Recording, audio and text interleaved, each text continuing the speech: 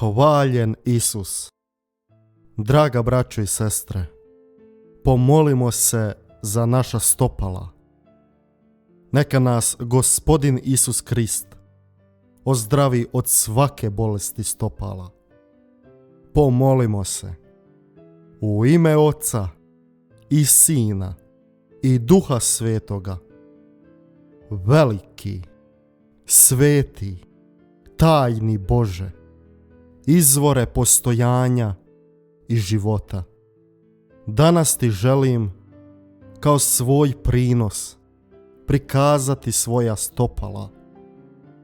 Za mene ih stvaraš, meni ih povjeravaš. Zahvaljujem ti na tome i ponizno molim.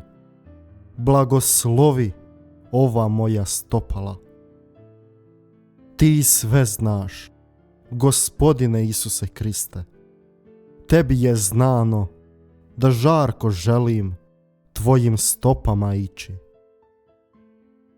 Tebi sada dajem sve svoje razmišljanje i umovanje, a ti mi daj da u miru pred tobom, bez riječi, doživim i očutim taj čudesan dar koji si mi darovao, moja stopala. Svaki prst mogu osjetiti, sve do njihovih vršaka, svaki drugačiji, posebna oblika. Najbolje ih osjećam kad se udarim i ranim, ili pak kad u tišini na vršcima prstiju hodim da sačuvam mir. I mali prst, ako je povrijeđen, cijelo tijelo pogađa. Nožni prsti daju da držim ravnotežu i da mogu pravo zakoračiti, usmjeriti svoje korake. Cijelom dužinom mogu osjetiti svoje tabane, svu površinu, gdje su završeci mojih živaca koji prolaze po cijelom mojem tijelu. Živa su moja stopala i osjećaju. Kad uspravno stojim, stopala su najniži dio mojega organizma, sasvim dolje. Podsjećaju me kako je poniznost važna, temeljna i kako je dobro da s obje noge budem na zemlji. U mojim stopalima nevjerovatan je splet i sasvim sitnih kostiju koje nose svu moju težinu. Vode sve do gležnja koji čudesno omogućuje da se pravilno krećem i okrećem. Uz prste na vrhu odmah je onaj prednji dio na tabanima koji me nosi. Mala i važna površina, poput jastučića, nježna, a čvrsta, osjetljiva, a snažna i izdržljiva. Daje mi da mogu uspravno stajati i hodati, a da se pritom ne srušim. Luk koji se proteže sredinom mojih tabana važan je. Drži pravilnom moju kralježnicu i ispravlja sav moj kostur. Čuva me od spuštenih stopala. Daje mi gibkost dok sam u pokretu. Dok pomičem svoje tijelo, pružam ruke, prigibam noge, dok radim, pa i u najvećoj mogućoj brzini i svom snagom. Petu na zadnjem dijelu moga stopala, točno na donjem kraju moje noge, također mogu osjetiti.